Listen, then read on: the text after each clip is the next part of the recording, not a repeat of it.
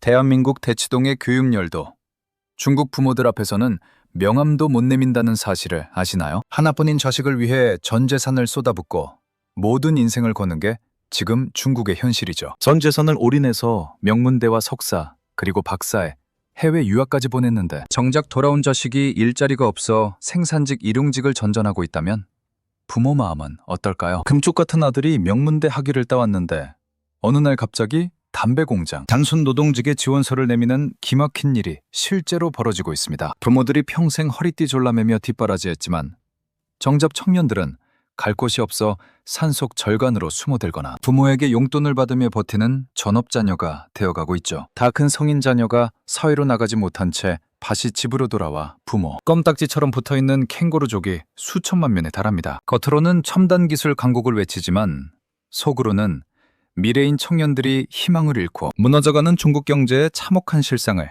지금부터 아주 적나라하게 파헤쳐 보시죠. 중국 부모들에게 자식은 단순한 자녀 그 이상의 의미를 가집니다. 하나만 낳아 귀하게 키우는 소황제 문화 속에서 부모들은 자신의 노후 대책까지 포기하며 자녀 교육에 모든 것을 올인하죠. 베이징이나 상하이 같은 대도시의 학구열은 서울 대치동을 가볍게 뛰어넘습니다. 좋은 유치원에 보내기 위해 낡은 학군지의 집을 수십억 원에 사고 아이가 잠드는 순간까지 고액 과외를 붙이는 게 일상입니다. 그렇게 전 재산을 털어 명문대를 보내고 석사에 박사, 그리고 해외 유학까지 마친 자녀가 돌아왔을 때 부모들은 이제 보상받을 일만 남았다고 믿었습니다. 내 아이가 화이트 칼라 엘리트로 성공해서 가문의 영광을 세워줄 줄 알았죠. 하지만 학위 수여식의 기쁨이 가시기도 전에 이들은 차가운 현실의 벽에 부딪힙니다. 수억 원을 들여 공부시킨 박사 아들이 지원할 수 있는 곳이 고작 택배 상하차장이나 전자, 제품 공장의 단순 조립 라인뿐이라면 믿어지시나요? 실제로 최근 중국의 구인구직 사이트에는 기가 막힌 풍경이 벌어지고 있습니다. 에어컨도 나오지 않는 낡은 공장에서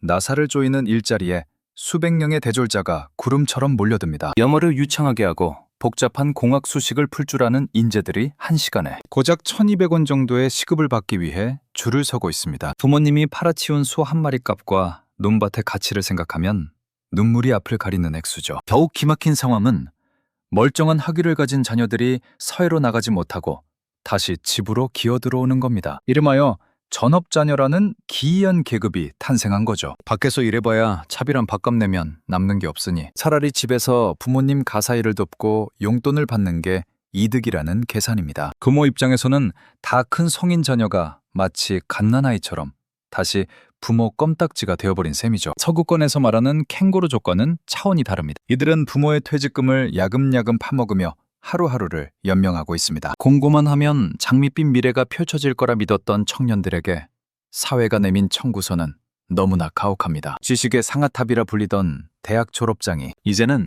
취업시장에서 휴지 조각보다 못한 취급을 받는 시대가 온 거죠. 배운 게 너무 많아서 오히려 낮은 곳으로 내려가기도 힘든 이들의 비극은 지금 이 순간에도 중국 전역에서 현재 진행형으로 벌어지고 있습니다. 배운 게 너무 많아서 오히려 낮은 곳으로 내려가기도 힘든 이들의 비극은 단순히 개인의 선택 문제가 아니라 중국 경제의 구조적 모순에서 시작됩니다. 한국 청년들 사이에서는 요즘 링후 세대라는 말이 유행하고 있죠. 2000년대 이후에 태어나 이제 막 사회에 발을 내디딘 이들은 선배들이 단물은 다 빨아먹고 사다리는 걷어차버렸다고 입을 모아 말합니다. 부모 세대는 개혁개방의 파도를 타고 부동산으로 돈을 벌었고 형님 세대는 IT 붐을 타고 억대 연봉을 챙겼는데 정작 본인들이 나오니 잔치는 끝나고 설거지값만 산더미처럼 쌓여있는 셈이죠. 사다리가 끊긴 정도가 아니라 아예 불타서 재가 되어버린 이들이 향하는 곳은 거리의 배달 오토바이 위입니다. 중국 대도시 어디서나 볼 수 있는 파란색과 노란색 배달. 헬멧을 벗겨보면 안경을 쓴 명문대 졸업생들이 수두룩합니다. 석사 학위를 가진 배달원이나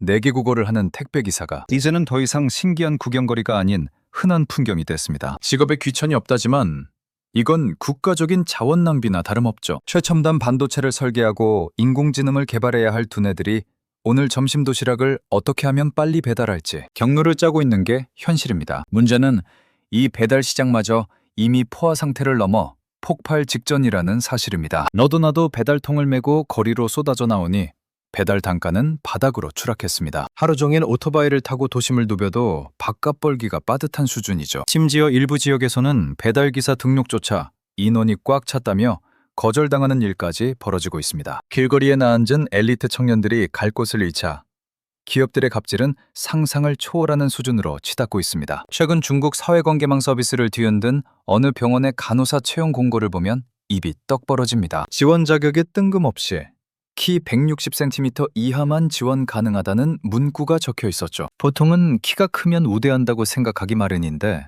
여기는 정반대였습니다. 환자들이 위압감을 느낄 수 있다는 말도 안 되는 핑계를 댔지만 진짜 이유는 따로 있습니다. 지원자가 수천 명씩 몰리니까 그냥 아무 이유나 갖다 붙여서 탈락시키기 위한 명분을 만드는 겁니다. 너 말고도 일할 사람 줄 섰으니 억울하면 나가라는 식의 태도가 만연해 있습니다. 상황이 이렇다 보니 집으로 돌아가지 못하고 도시를 떠도는 체류 청년들도 급증하고 있습니다. 고향에 내려가자니 명문대까지 나온 자식이 백수로 지낸다는 이웃의 시선과 부모님의 한숨이 두렵고 도시의 남자니 월세 낼 돈이 없죠. 결국 이들은 싸구려 찜질방이나 PC방 또는 공원 벤치를 전전하며 하루하루를 버팁니다. 그리고 이런 절박한 청년들을 노리는 하이에나 같은 사기꾼들까지 판을 치고 있습니다. 좋은 일자리를 주겠다며 시급 2,000원을 약속하고는 보증금 명목으로 전 재산을 갈취해 잠적해버리는 일이 비일비재하죠. 사회가 청년을 보호하는 게 아니라 오히려 마지막 남은 피 한 방울까지 짜내고 있는 잔혹한 실태입니다. 사회가 청년을 보호하는 게 아니라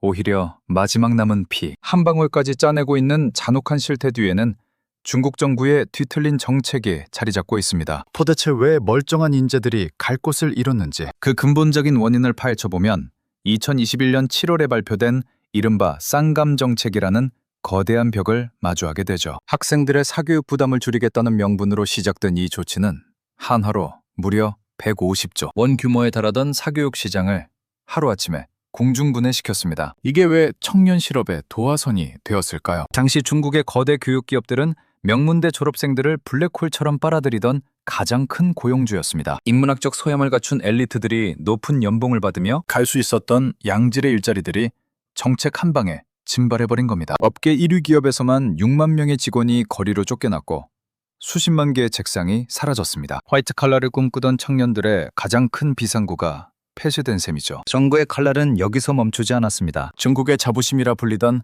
알리바바나 텐센트 같은 빅테크 기업들까지 강하게 압박하기 시작했죠. 기업 가치가 천문학적으로 떨어지자 이 공룡 기업들이 가장 먼저 선택한 카드는 채용 동결과 대규모 해고였습니다. 실제로 알리바바는 한 해에만 2만 명에 가까운 인원을 감축했습니다. 청년들이 그토록 산망하던 중국의 구글이나 아마존으로 가는 사다리가 완전히 끊겨버린 것입니다. 결국 지금의 사태는 단순히 경기가 나빠서 생긴 일이 아닙니다. 중국 정부가 게임이나 과외보다 미사일과 배터리를 만드는 공장이 더 중요하다며 국가의 운전대를 강제로 틀어버리면서 발생한 설계된 절망입니다. 대학에서는 매년 1,200만 명이 넘는 사무직 예비군들이 쏟아져 나오는데 정부는 그들에게 작업복을 입고 공장으로 가라고 강요하고 있습니다. 하지만 첨단 기술을 배운 청년들의 눈높이와 시각, 1,200원을 주는 공장의 현실은 결코 만날 수 없는 탕행선과 같습니다. 상황이 이 지경에 이르니 중국의 중산층을 지탱하던 건물주들마저 짐을 싸서 야반도주하는 사태가 벌어지고 있습니다. 겉으로 보기에는 화려한 빌딩 숲이지만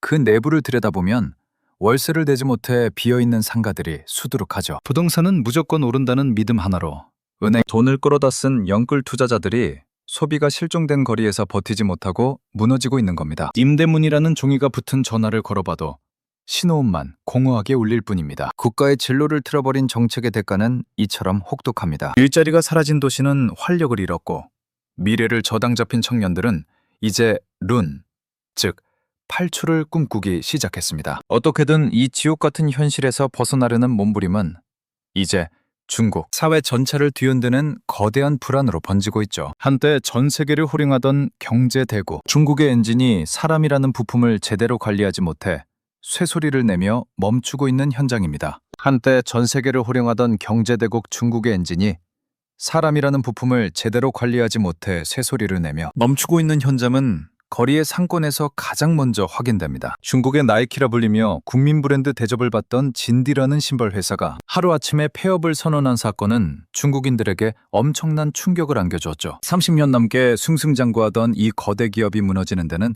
단 3개월도 걸리지 않았습니다. 주문량이 제로라는 처참한 상저표 앞에 수천 명의 직원은 퇴직금도 받지 못한 채 길바닥으로 내몰렸습니다. 유명 브랜드가 이 정도인데 일반 자영업자들의 상황은 말할 것도 없습니다. 상가문을 열어놔도 하루 매출이 우리 돈으로 2만 원도 안 되는 곳이 태반입니다. 장사를 하면 할수록 적자가 쌓이니 결국 셔터를 내리고 종적을 감추는 사장님들이 줄을 잇고 있습니다. 거리에 임대문의 종이가 덕지덕지 붙어 있는 건 이제 일상적인 풍경이 됐죠. 그런데 더 큰 문제는 그 건물의 주인들마저 유심칩을 빼버리고 잠적하는 야반도주를 선택하고 있다는 사실입니다. 불과 몇 년 전만 해도 건물주라고 하면 부의 상징이었지만 지금 중국의 부동산 시장은 그야말로 개미지옥입니다. 과거 호황기 때 중국인들은 부동산은 무조건 오른다는 맹신 하나로 은행돈을 70% 넘게 끌어다 썼습니다. 세입자가 꼬박꼬박 월세를 낼 때는 그 돈으로 이자를 갚으며 버텼지만 청년들이 지갑을 닫고 소비가 사라지자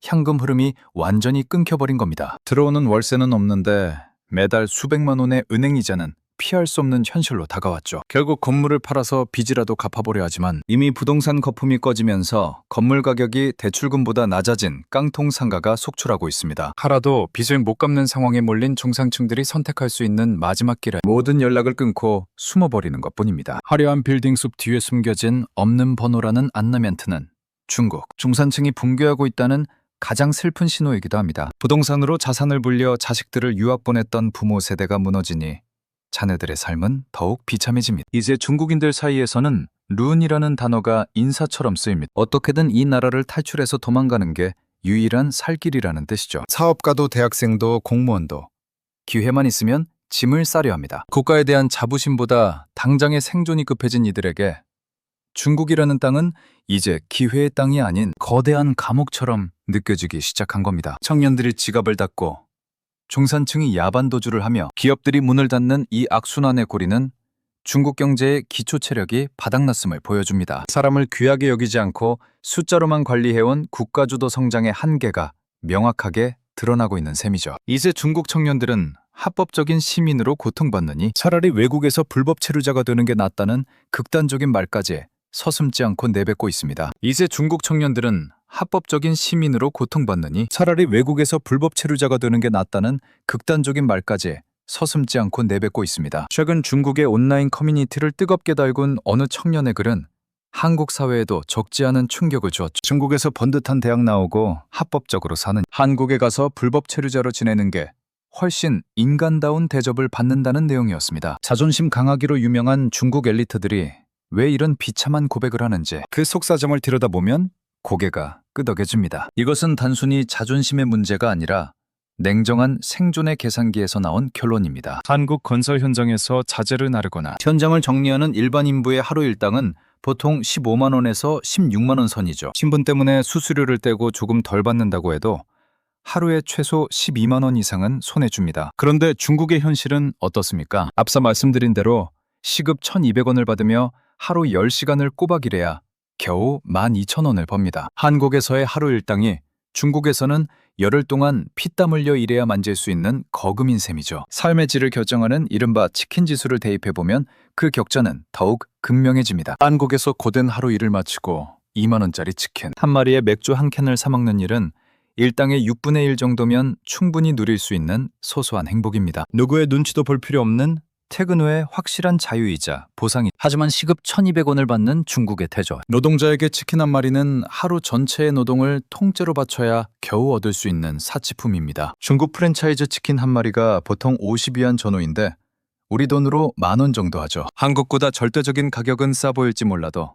시급 1,200원을 받는 그들에게는 8시간 넘게 나사를 조여야 닭 한 마리를 뜯을 수 있다는 계산이 나옵니다. 하루 종일 번 돈을 몽땅 털어넣어야 저녁 한 끼를 해결할 수 있으니 저축이나 미래는 꿈도 꿀 수 없습니다. 이러니 중국 청년들 사이에서 한국에 가면 숨통이 트인다는 말이 절로 나오는 겁니다. 한국에서는 노동이 저녁이 있는 삶으로 이어질 수 있는 최소한의 희망이라도 되지만 중국에서는 노동이 그저 굶지 않기 위한 처절한 몸부림으로 끝나버리기 때문입니다. 결국 한국의 불법 체류자가 났다는 그 자조 섞인 한탄은 국가가 청년들에게 노동의 정당한 대가를 지불하지 않았을 때 어떤 비극이 일어나는지를 보여주는 서글픈 증거입니다. 사람을 귀한 자원이 아닌 한 번 쓰고 버릴 소모품이나 연료로 취급해온 중국식 성장 모델이 마주한 비참한 결말인 거죠. 머리 쓰는 인재를 억압하고 몸 쓰는 부품으로 전락시킨 대가는 혹독하기만 합니다. 청년들의 탕핑, 즉 아무것도 하지 않고 누워버리는 선택은 단순한 게으름이 아닙니다. 자신들을 헐값에 부려먹으려는 국가와 사회를 향한 가장 강력하고도 슬픈 침묵의 시위인 셈입니다. 수많은 역사가 증명해왔듯이 사람을 잃고 청년의 꿈을 짓밟은 제국에게는 더 이상 밝은 미래가 남아있지 않습니다. 수많은 역사가 증명해왔듯이 사람을 잃고 청년의 꿈을 짓밟은 제국에게는 더 이상 밝은 미래가 남아있지 않습니다. 시급 1,200원과 10인 1실의 기숙사, 그리고 명문대 박사학위가 무색한 배달 현장까지. 이것은 단순히 취업이 어렵다는 지표를 넘어 중국이라는 거대한 경제 시스템의 근간이 흔들리고 있다는 사망 선고와 같습니다. 사람을 귀한 자산이 아닌 국가 발전을 위해 언제든 대체할 수 있는 부품으로만 여겨온 대가가 지금 청년들의 절망이라는 부메랑이 되어 돌아오고 있는 것이죠. 청년들이 선택한 탕핑, 즉 아무것도 하지 않고 평평하게 들어눕는 행위는 결코 나약함의 산물이 아닙니다. 자신들의 열정과 노력을 헐값에 착취하려는 세상을 향해 온몸으로 던지는 가장 처절한 거부 몸짓입니다. 부모가 전 재산을 털어 키워낸 인재들이 사회의 쓰레기통으로 내몰리는 현실에서 어떤 누가 미래를 위해 땀을 흘리겠습니까? 인재들의 두뇌가 멈추고 청년들의 심장이 식어버린 나라는 아무리 덩치가 커도 결국 내부에서부터 서서히 무너져 내릴 수밖에 없습니다. 중국의 이런 현실은 우리에게도 시사하는 바가 매우 큽니다. 단순히 이웃나라의 불행을 구경하는 것에 그칠 일이 아니죠. 인재를 소중히 여기지 않고 노동의 가치를 숫자로만 환산하는 사회가 어떤 비극을 맞이하는지 우리는 중국의 사례를 통해 똑똑히 목격하고 있습니다. 국가의 진정한 힘은 화려한 빌딩 숲이나 첨단 무기가 아니라 그 나라를 이끌어갈 청년들의 눈빛에서 나온다는 사실을 다시 한번 절감하게 됩니다. 여러분은 오늘 전해드린 중국의 충격적인 일자리 실태를 보며 어떤 생각이 드셨나요? 중국의 이러한 추락이 우리 경제에 새로운 기회가 될까요? 아니면 예상치 못한 또 다른 위기의 전조가 될까요? 여러분의 날카롭고 깊이 있는 통찰을 댓글로 자유롭게 남겨주시기 바랍니다. 여러분의 소중한 의견 하나하나가 우리 사회를 바라보는 더 넓은 시야를 만드는 밑거름이 됩니다. 오늘 준비한 이야기는 여기까지입니다. 영상이 유익하셨다면 구독과 좋아요, 그리고 알림 설정까지 꼭 부탁드립니다. 여러분의 작은 클릭 한 번이 더 깊이 있고 진정성 있는 경제 이야기를 계속해서 만드는데 정말 큰 힘이 됩니다. 이미 구독을 눌러주신 분들은 버튼을 그대로 두시면 됩니다. 오늘도 끝까지 경청해주셔서 진심으로 감사합니다. 항상 건강 챙기시고 하시는 모든 일에 행복이 가득하시길 바랍니다.